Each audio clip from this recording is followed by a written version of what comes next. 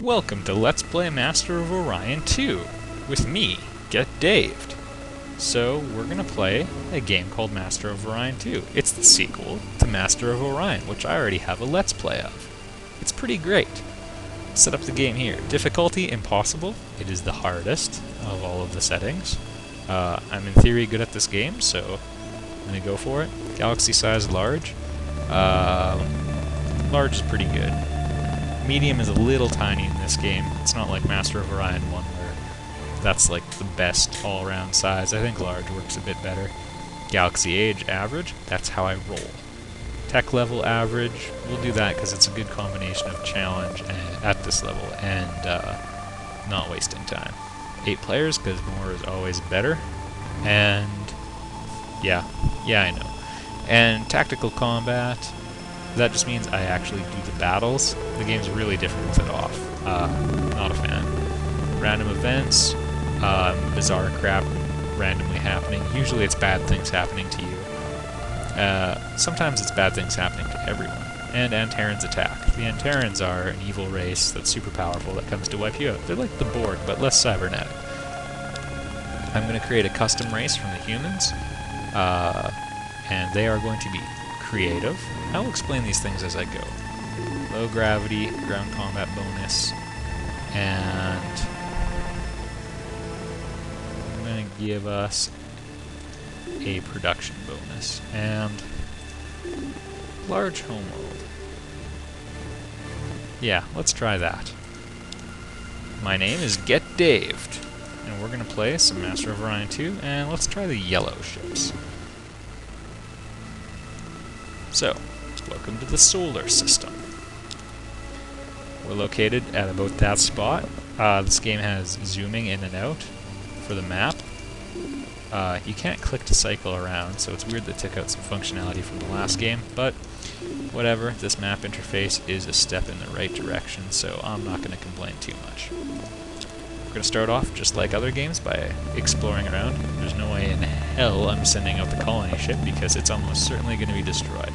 So, there's a lot more space monsters and the like in this game, so we're keeping the colony ship nice and close to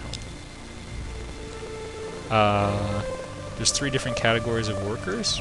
There's, like, workers who do physical labor, researchers who give you research, and farmers who give your people food. You need to feed your people, or at least that's what I'm told.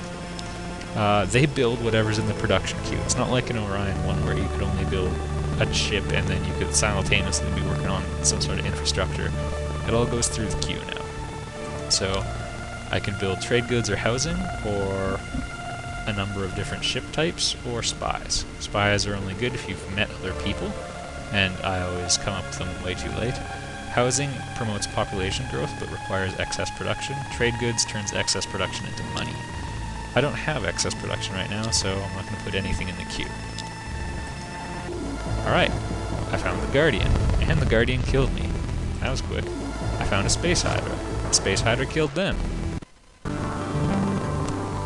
And I'm in the news. So, we scouted out some systems and had our scouts instantly destroyed. That was pretty funny when that happened. This is a pretty good system. Lots of rich planets. Wow, what a great system. And Orion, you know, it's always pretty good. Huge, ultra-rich. Yeah, and we're without scouts now. That is an unfortunate turn of events. I'm going to have to build a scout. Whoops. A scout. And actually, I'm going to design the scout. This is a ship design screen. I'm stripping the whole thing down, except extended fuel cells. That'll make it a bit cheaper, which is good because I totally want to minimize cost.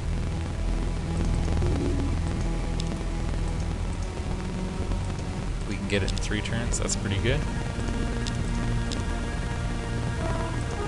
We also will have a little bit of excess production kicking around, but that'll wait until next time. With our new scout, I will send him forward to a new system, hopefully to be destroyed just as quickly, because it was pretty hilarious when it happened last time. Okie, small Terran rich, I will take that. I will take that hard. gonna save the game. Sorry if the audio is a little choppy. It's emulated. To make the game actually recordable, I'm going through DOSBox. You can get it to work other ways. We have settled Oki. And there's not really too much I can do there right now, because I haven't thought this through very well. I'm going to build a freighter fleet. That'll allow me to carry food to that planet so that they can worry about other things. And I'm going to get them worrying about other things right now. Build yourself a marine barracks. I'm running... The way I govern is through dictatorship. Again, if you have any familiarity with me, you'll know that that is how I roll. My scout escaped alive. That is amazingly good. Has a huge ultra-rich and gold deposits. That's pretty good. Alright, my scout's on the way home. I'm surrounded by space monster systems, but, you know, that's pretty good. You know what else is pretty good? This guy. Because he has mega wealth. If I give him 80 credits now, he will give me 10 a turn for the rest of the game, which will probably be longer than 8 turns. You're hired.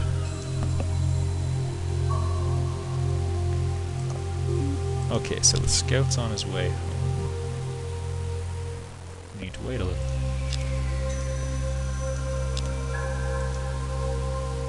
You can eat! So we're going to take the excess food, ship it to the other colony, and now they can eat, which I think will be a really big hit with them. I'm going to send my other colony ship out, because I guess there's a couple places that are in range now. Alright, we have the research lab. That's huge. Hugely important. I'm going to do a quick detour and research these, and then I'm going to make a push for an automated factory. Those other technologies I got, they're pretty good. Optronic computer is great for improving the accuracy of your weapons on your ships, which is of massive importance. Massive damage! Dauntless guidance system means a missile, if its target gets destroyed, it'll just require a different target, which is a huge bonus. Pund, large radiated. Large radiated. But they're both rich. This is a pretty good system. Not so much right now, but it has a lot of potential to be good. It's a little bit of other technology. So I think I will be colonizing Pund. I'm also going to hire this guy because he comes with Diplomat. I'm going to take a look at some of the traits here. Diplomat makes it easier to strike deals with other races. This is really important on impossible difficulty because it's almost impossible to get even the simplest deals negotiated. Like, almost everyone is basically bent on exterminating you right off the top. Famous makes it cheaper to hire other people, and Mega Wealth gives me money every turn. Most leaders cost a little bit of money to keep every turn. Like, he costs 2. Helmsman, so that's a bonus to your weapons, I think. Oh, ship's defense, so it's harder to hit his ship. Navigator makes his ship go faster, and he can go through black holes and nebulae.